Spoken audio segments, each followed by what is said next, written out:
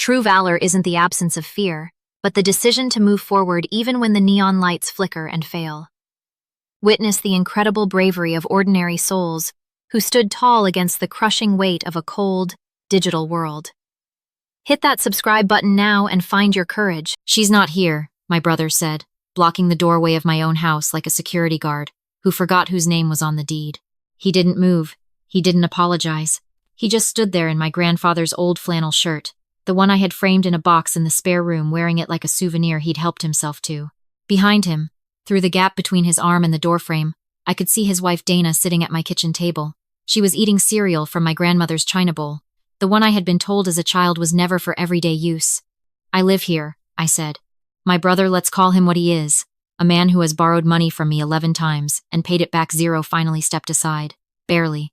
"We figured you were still in Portland," he said, as if my whereabouts were the issue. "The conference wasn't supposed to end until Friday."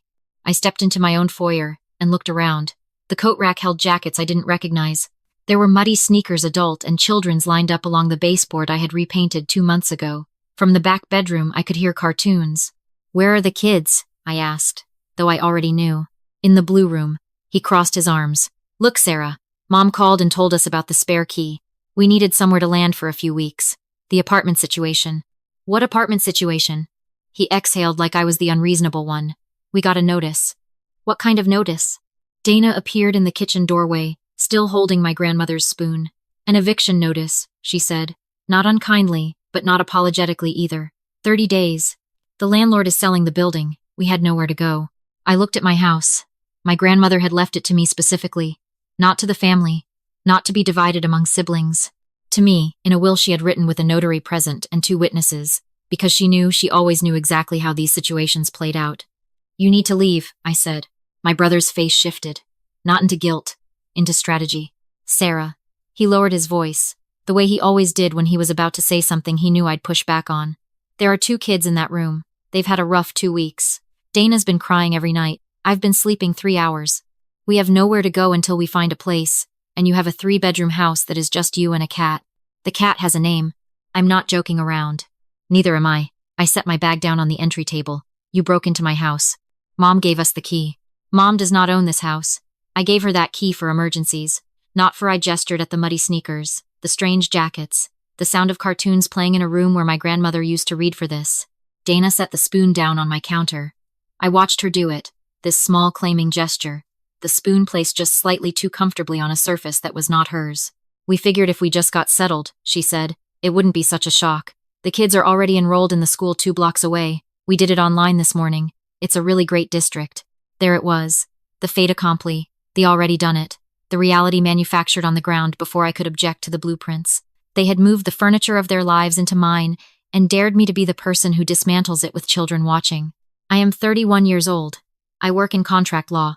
I have spent the last 6 years reviewing documents that other people signed without reading, and I have watched those moments of careless trust unravel lives in conference rooms and courtrooms, and tearful phone calls at 10 in the evening. I know exactly what a signed document can do. I also know exactly what the absence of one looks like when someone is already living inside your walls. "I need a few minutes," I said. My brother's shoulders dropped with relief. "Take your time." Dana made pasta. "There's plenty." I went back to my car. I did not cry. I want to be clear about that. There is a particular kind of grief that comes not from loss but from recognition. The moment you see something you already knew was true, but had been refusing to see clearly. Sitting in my driveway, I looked at the lights in my own windows, and I understood something I had been circling around for years. I had spent my whole adult life being the responsible one, the one who saved, the one who bought property at 28 because I started a retirement account at 22, the one who showed up to family dinners with a hostess gift and left with a request for money. My brother had borrowed for a car, for a security deposit, for a medical bill, for a vacation I was not invited on. My mother had borrowed for a roof repair she spent on something else. I gave because I thought generosity was love, and I confused their comfort with my belonging. I was not the family success story. I was the family infrastructure. My stability was not a virtue to them. It was a utility. Like a generator you keep in the garage, you don't think about it most of the time, but when the lights go out, you expect it to work. I looked at my house one more time. They thought this was over because they were inside and I was outside. They thought they had checkmated me with children's school enrollment and a plate of pasta. They thought my decency was their leverage. But I draft contracts for a living, and I had not yet made my first move. I went back to the door. I knocked this time, even though I owned the house, because I needed them comfortable. I needed them not watching me carefully. My brother opened the door with a slightly surprised expression, like he'd expected me to sleep in the car. Okay, I said, stepping inside. You're right. I can't throw the kids out. And honestly, I don't want to. Dana appeared again from the kitchen. Her posture shifted from guarded to cautiously optimistic. But, I said, settling onto the arm of my own couch like a guest, keeping my tone professional and warm, the voice I use with clients I am about to disappoint gently. If you're living here, we need to do this right. My homeowner's insurance requires documentation for any non-family occupant. And since Dana and the kids aren't on my policy, if anything happened to them on this property, I'd be personally liable. My brother frowned. We don't need to involve insurance. It's family. I know. That's why I want to protect you. I paused. Here's what I'm thinking. I have a property management structure through my LLC. I use it for tax purposes.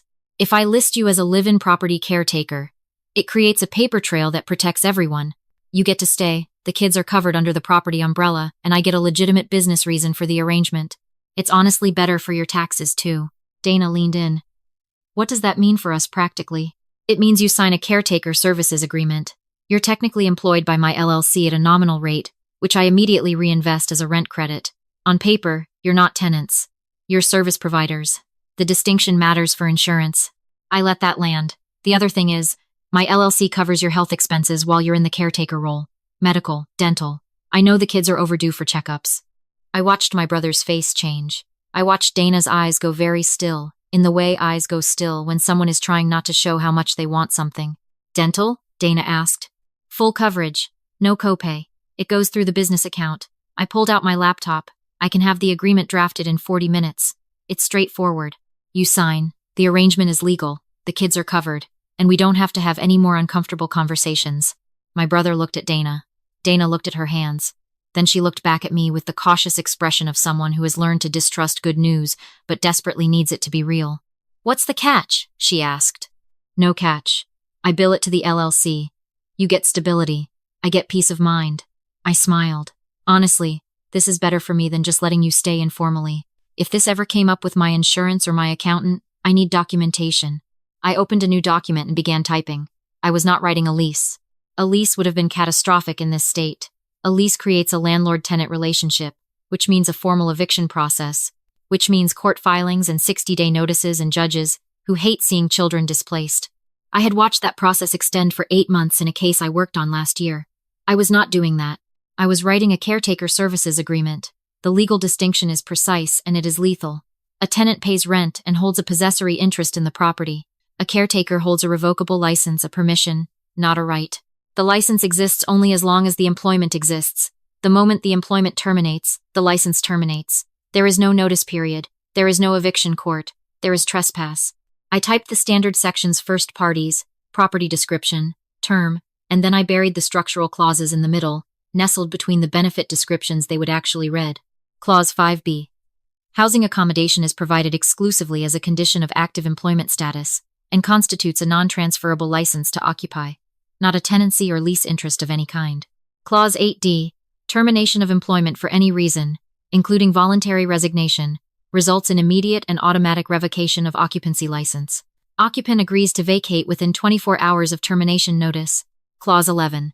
Employee consents to continuous video and audio monitoring of all common areas for property protection and insurance documentation purposes.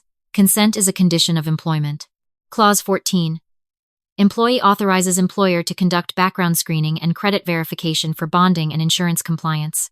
I printed it on my wireless printer still connected to my network, a fact they had apparently not considered, and carried the warm pages to the kitchen table. Here. I slid it across the wood. Take your time reading it. My brother picked it up. He flipped through it the way people flip through terms of service, scanning for numbers, looking for anything that felt unfair, missing everything that mattered. Dana read more carefully. She paused on page 2, ran her finger along a line, looked up. This says we can be terminated at any time? It's an at-will arrangement, I said, keeping my voice easy. Same as any job. But honestly, why would I terminate it? Your family. This is just legal language the insurance requires. They won't accept an open-ended arrangement. I tapped the benefits section. See here, that's the dental. That's the medical. That's all active from the date of signing. Dana looked at the benefits section for a long time. What about the school enrollment? My brother asked. We already registered Lucas and Emma. That's fine. The address doesn't change. They stay enrolled. I paused. But I do need you to uninstall that lock my mom put on the front door. My smart lock system won't work with a manual deadbolt over it, and I need the system active for my insurance policy. He nodded slowly, like a man who had just been handed more than he expected, and was trying to decide if he trusted it. Dana picked up the pen. I watched her read the last page. I watched her eyes move over Clause 8D one more time. I watched her decide that dental insurance for 2 kids outweighed the discomfort of language she didn't fully understand. She signed her name. My brother signed his. I signed mine, dated it, and made a copy on my phone before the ink was dry. There, I said, sliding the signed copy into my bag. Official, you're covered. My brother actually smiled. It was a relieved, grateful smile. And for a half-second I felt the ghost of the person I used to be, the one who wanted his approval, who measured her worth by whether the family was comfortable. Then I looked at my grandmother's china bowl in the drying rack, and that ghost stepped back where it belonged. I have to go back to Portland tonight, I said, standing. There's a client meeting I rescheduled. I'll be back Thursday. Drive safe, Dana said. I picked up my bag, walked through my own foyer, and closed my own front door behind me. I got into my car. I drove 2.5 miles to the Residence Inn on Commerce Boulevard, and checked into a room on the 4th floor with a view of a parking structure and a very good Wi-Fi connection. I ordered a burger from the hotel restaurant and opened my security app. I had installed the system 8 months ago, after a contractor had let himself in without notice to do work I hadn't approved. 4 cameras: kitchen, living room, hallway, and front entry. Crystal clear audio. All of it disclosed and consented to in Clause 11 of the document Dana had just signed without reading carefully enough. The kitchen feed came up first. My brother was on the phone. He was pacing the kitchen, which meant he was agitated, which meant the conversation had started before the ink was dry on our agreement. I turned up the audio. She totally bought it, he said. Yeah, no, I'm telling you, she just handed us the whole thing. Dental, medical, address for the school, we are set. He laughed. The laugh of a man who believes he has just won something. She'll feel bad about the situation and let it go. She always does. That's just how Sarah is. I took a bite of my burger. Dana walked into frame. She was holding her phone, scrolling, and she looked not triumphant. Exactly. She looked like someone who had gotten what she wanted, and was now waiting for the part where it became complicated. The background check clause bothers me, she said to my brother, her voice lower. It's just for show, he said. Insurance language. I know, but she stopped, set her phone down. I just need to know the thing in Corpus Christi is fully resolved. My brother waved his hand. It's handled. Is it handled? Or did you just stop responding to their emails? A pause. The statute of limitations in Texas is 4 years, he said. It's been 4.5. We're fine. I paused the feed and opened a new browser tab. The background check I had ordered under Clause 14 came back the next morning. I read it over coffee at the hotel desk, and it was worse than I had anticipated, which is saying something because I had anticipated considerable damage. 2 evictions, one in Corpus Christi, Texas, there it was, for a property they had vacated without notice, leaving behind $19,000 in unpaid rent and documented property damage. There was an active civil judgment, still enforceable, filed by the property management company's legal team. In addition, my brother had an outstanding balance with a collections agency for a personal loan taken in both their names, currently in litigation. And this was the one that made me set down my coffee cup. They had used my grandmother's address on 3 separate financial applications in the last 6 months. Before I had even inherited the house, before she had passed away, they had been planning this, not as a response to an eviction notice, as a destination. I went back to my room, opened my laptop, and began drafting. At 9:47 that evening, I sent my brother an email from my LLC account. It was clean and professional, and it said the following. Due to conduct inconsistent with the terms of the caretaker services agreement, including but not limited to failure to disclose material information during background screening and unauthorized use of the property address for personal financial instruments, this agreement is terminated effective immediately. Per Clause 8D, your occupancy license is revoked as of the time of this notice. You have 24 hours to vacate the property. Please leave the keys on the kitchen counter. He called me 40 seconds later. I did not answer. He called 11 more times over the next hour. I watched the notifications stack up on my phone like a ticker tape. I also watched the security feed. He was pacing. Dana was sitting at the kitchen table with her hands flat on the surface, very still, the way people get still when they are trying to understand exactly how badly they have miscalculated. At some point, she said, quietly, to no one in particular. She planned this from the beginning. I closed the security app. I texted him once. It said, the agreement is terminated. The occupancy license is revoked. If you are not out by tomorrow at 9 p.m., I will file a trespassing complaint. This is not a negotiation. He texted back. You can't do this. We have rights. We're tenants now. I typed back 2 words. Read clause 5B.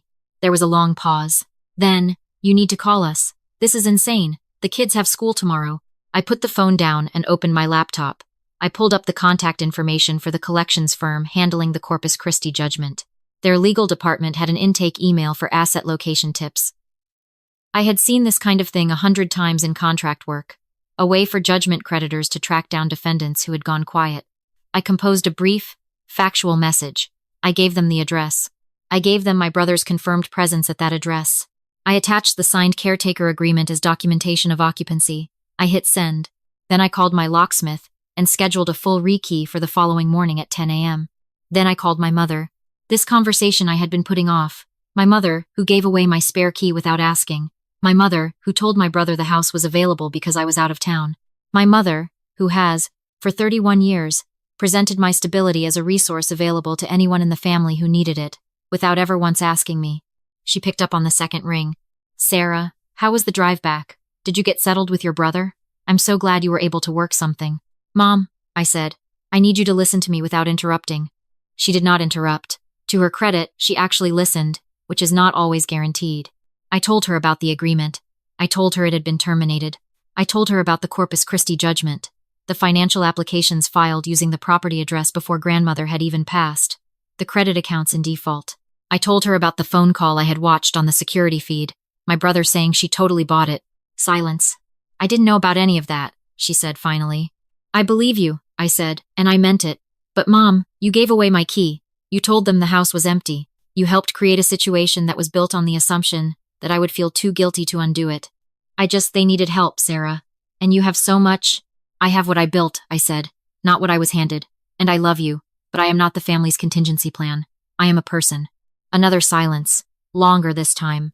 I'm sorry, she said, and it was quiet and small, and I believed that too. The key, I said. I'm getting the locks rekeyed tomorrow. I won't be giving you a new one. She exhaled. Okay. Not because I'm punishing you. Because I need to know that my home is mine. I understand. We said goodnight. I sat for a while in the hotel room, in the particular quiet of a decision that is correct and still costs something. At 8:53 the next morning, a man in a gray sedan pulled up in front of my house. He rang the doorbell. My brother answered, visibly disheveled, and the man handed him an envelope and said his name, and my brother said yes, and the man said you've been served, and then walked back to his car. I watched all of this on the security feed from my hotel bed, eating a granola bar. Dana appeared behind my brother. She looked at the envelope. She looked at him. That's Corpus Christi, she said. I know. How did they find us here? My brother looked at the envelope for a long time. Then he looked up, slowly, at the small black circle of the security camera mounted in the corner of the entry hallway, the one he had walked under a dozen times without noticing. He stared at it for a moment. His expression was not anger. It was the expression of a man understanding, in real time, the exact shape of what he had walked into. He and Dana were gone by 2 in the afternoon. They loaded the car in 3 trips I watched, and they took everything they had brought in. Plus, I noticed, one of my grandmother's throw blankets from the living room. I let it go. Some things are not worth the energy. My locksmith arrived at 10 and finished by 10:30. At noon I walked through my front door, unlocked with my key, in a lock that was new and had no history with anyone else's hands.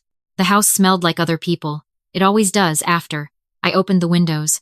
I found my grandmother's china bowl in the drying rack, clean, which surprised me. I found my grandmother's throw blanket missing from the living room, which did not. I found a child's drawing on the corner of the hallway wall, done in crayon, a yellow house with a green door and 4 stick figures out front. I stood looking at it for a while. It was not done out of malice. It was done by a 6-year-old who thought she was drawing her new home. I left it there. I don't know why. Maybe because some marks are honest. I sat down in my grandmother's chair, in my grandmother's house, in the quiet that I had built and protected, and refused to surrender, and I thought about the lesson that had taken me years to arrive at, and 1 week to fully understand. The people who love you do not require you to make yourself smaller to prove it. The people who treat your life as a resource to be drawn from are not loving you. They are managing you. And the moment you understand the difference, the moment you stop mistaking their comfort for your worth, you stop being manageable. My brother sent one more text 2 days later. It said, I hope you're happy. I didn't respond. Not because I was being cold, but because the honest answer was yes, and I didn't think that was the conversation he actually wanted to have. I am 31 years old. I own a house that my grandmother trusted me to keep. I have a cat named Howard who was very confused by the events of the past week and has since recovered. I have a job I am good at, and a life I built without asking anyone to hand it to me. And I have learned finally, completely, without any remaining doubt that the most powerful thing you can say to someone who treats you like a backup plan is not a speech, and it is not a confrontation, and it is not a long, painful dinner where everyone cries and nothing changes. It is documentation. It is the quiet, steady withdrawal of access. It is the understanding that you do not owe anyone a key to your life simply because they are related to you. My grandmother knew that. She left me the house in writing, with witnesses, with a notary, because she understood that love without documentation is just sentiment, and sentiment, in the wrong hands, is a door left unlocked.